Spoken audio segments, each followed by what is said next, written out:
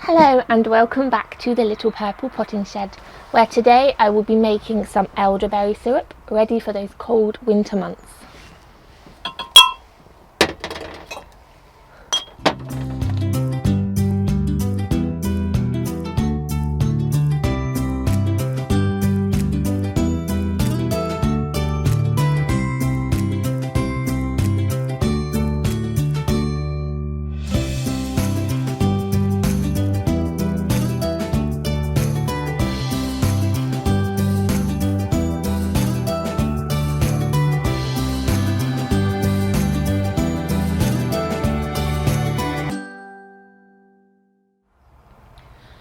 The 1st of September today, and elderberry season is well and truly upon us, if not a little early this year. So I went out on my bicycle last night and I went to pick some elderberries because earlier on in the year I picked some elderflowers, which I just adore, and I made some cordial with them, but I made sure that I left lots of flowers on the bush so I could come back and pick the berries. So I did that last night. And even though it's just a small plateful, I'm super happy that there was some left there for me to pick because, like I said, they're very early this year, and most of them are starting to die back now. So if you are lucky enough to get out there and forage some elderberries, then try and do it as soon as possible because they are disappearing quickly. So yeah, I've got this tiny plateful. But the plans for this is to make some elderberry syrup for those cold winter months because elderberries are very medicinal, and they've been tested and proven to help against many things. They can boost your immune system, they can help lower cholesterol, improve vision, they can help with heart health, and they're a remedy for cold and flu. So yeah, they're pretty awesome berry to forage. So I'll be making some syrup with them, and I've heard a lot about people taking 1 teaspoon of syrup when they have a cold or a cough, and it just works wonders. So hopefully this will make at least 1 bottle of syrup, which will hopefully see me through the winter months. So let's start, because I foraged these last night, and I'm up the allotment nice and early this morning to try and make this syrup before the berries start to go off. So we are working in cup measurement today, so if you are lucky enough to harvest more elderberries than me, then all you need to do is just go by the cup measurement that we'll be doing, because all we'll be using is elderberries, water and sugar, and that's it. You can add things like ginger and cloves and cinnamon if you like, but I'm just making mine straight elderberry syrup just to see how it is. Obviously next year I could be a bit more adventurous and try and put some other things in there, but I'm just going to try the pure elderberry syrup to see what that's like this year. So let's start. Now, I've already taken my berries off of the branches and the stems. You can do this by hand, or you can use a fork just to prise the berries carefully off of the stems. Now, the branches and the stems are poisonous, but only in large quantities, so don't worry too much if you've got some small stems in there like I have. When it's all cooked in the water, we will be straining it so it will remove any of the stems left over, but like I said, it won't kill you to eat a few stems. It's just in large quantities that they can be poisonous, so don't worry too much. I just thought I'd better point that out. So they've been washed and picked from the branches, so I'm just going to see how many cupfuls I'm going to get. Now this may take a while. I should have really put them into a jug.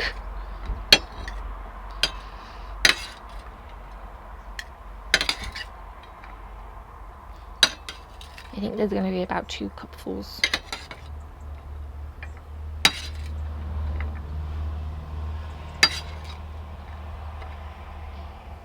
So that's 1 cup. I'll just put in the pan. And then I think there's going to be another cup.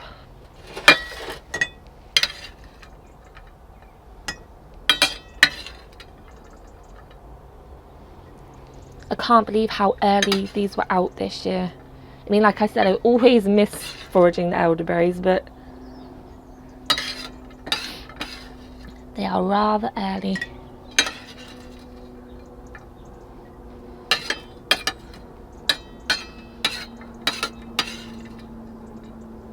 Next year, I will be more prepared. I say it every year, but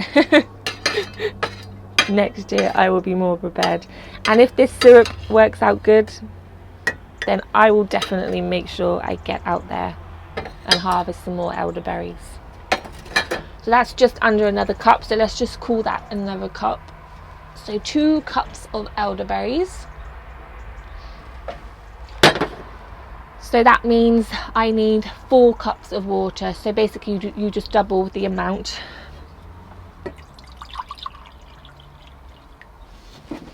Stand up and do this so I get it everywhere. 1, 2, 3. I need to get some more water. But basically what we'll do then, when I get my last cup of water, I'll put that on to boil and then I will simmer it for 30 minutes. But first I need to get some more water. I didn't anticipate how many cups of berries I'd have. So yeah, put it on to boil and then let it simmer for 30 minutes.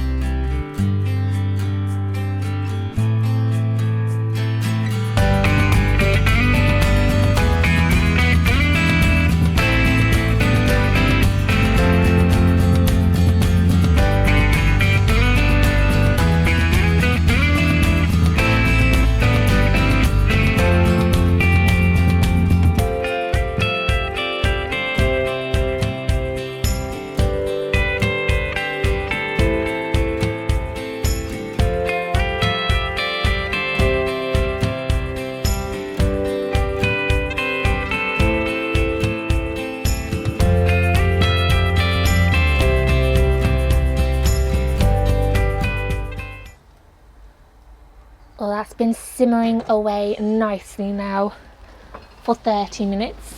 So what I'm going to do is take that off, pop the kettle on so I can have a cup of tea this morning. And then what we'll do is we will put it through this jelly strainer so that all the nice juice can go into the jug and all the elderberry skins and the stems will stay in this bit of muslin here. So I'll just swap these over so I can have a cup of tea. Let's take that off the hob and pop the kettle on.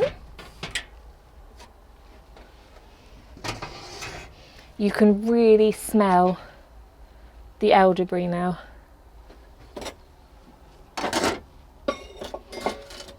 So what I'm going to do is use a spoon to do this. Otherwise I'm just going to get it everywhere because I'm an extremely messy person. And if I attempt to just pour it in there, it'll probably just go everywhere. So let's pop the spatula down. Should I try? I might try actually. We'll be all day here with a spoon. Yay! So that's straining quite quickly now, which is perfect. Let's get the rest of the elderberries out of the pan because we can squish some extra juice out of them. Gosh, that pan's hot. Oh, the colour is just beautiful. I shall show you in a minute. So I'm just going to squash the berries down with a spoon just to get any extra goodness out of them. I was a little bit messy, but never mind. I can clean up afterwards. So there's just some extra juice coming out of the berries. It looks like I'm going to get one bottle full, which is perfect. That should definitely see me through the winter months.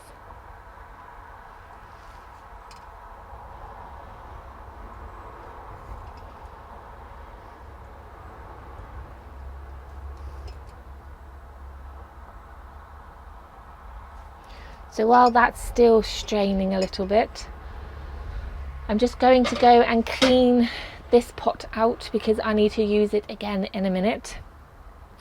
And then hopefully my tea will be ready because I'm absolutely gasping for a cup of tea.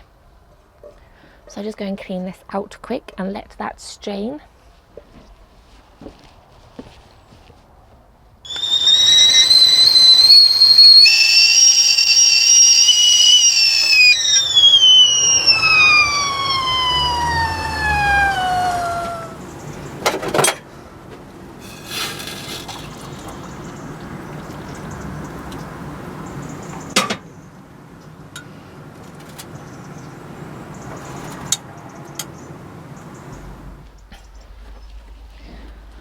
So I've got my cup of tea. I'm happy now. I can't work without a cup of tea in the morning. So I've washed the pan just to get rid of any stems or berry skins that were left in there, because obviously we strained it. We don't want to be putting more stems and things in there. So that's all strained. So what I'm going to do is put that back into the pan.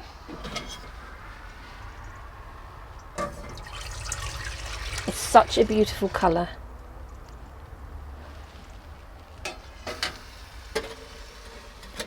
And then the next thing to do is add some sugar.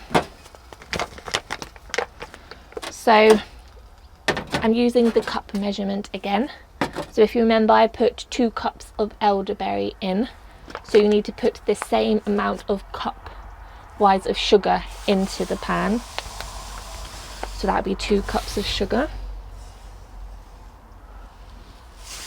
Now this will just help to thicken it up to make it into more of a syrup. So that's the sugar in. So what I'll do is I will turn the hob back on, and then we will just lightly simmer that mixture until the sugar has dissolved, and then it's ready to bottle it up. So where's the matches?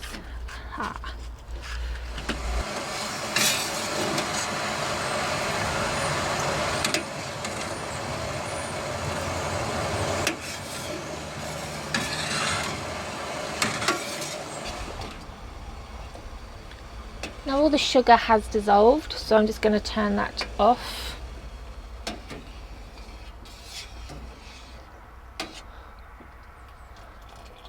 I still can't get over the colour. It's absolutely beautiful.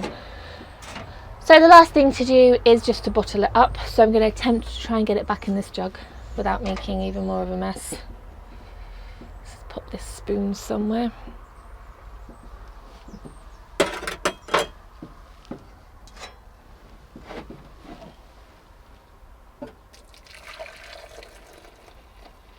There we go. I'm getting quite good at this now.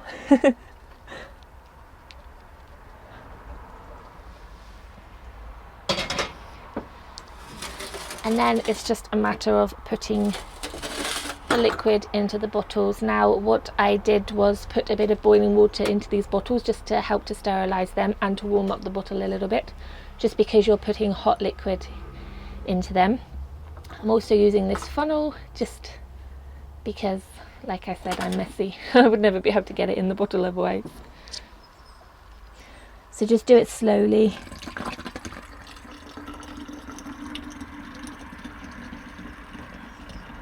Might actually get 2 bottles.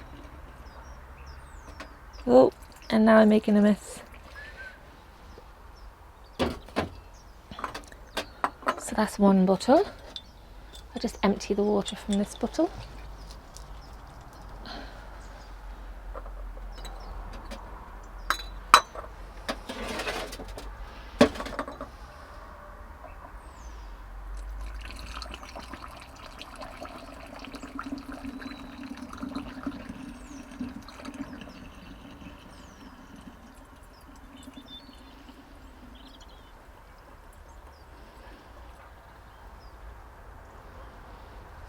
So very nearly 2 bottles full, which is just great. I mean, from that small plate of elderberries, I didn't think I would get 1 bottle full, let alone nearly 2. So that'll definitely see me through winter. Now, what I did forget to bring up was some labels, but it's very important to label your jams and your jellies and your drinks that you make, because otherwise you will just get confused.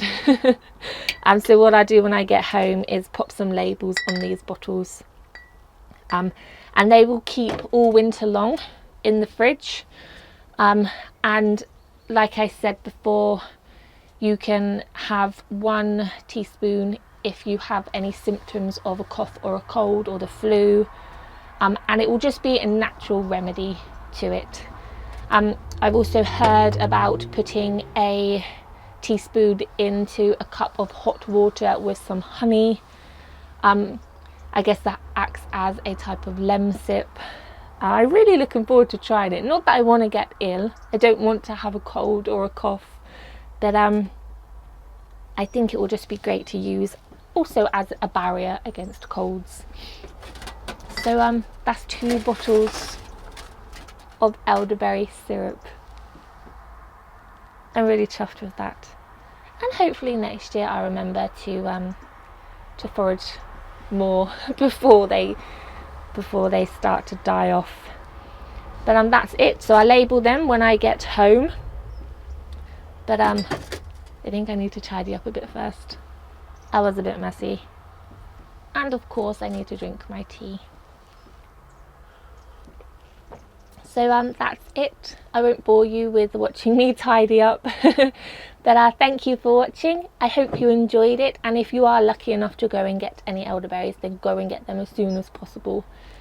The sun's just coming out now, so I might try and do a bit of weeding on the allotment. But thank you for watching, and I will see you again next time.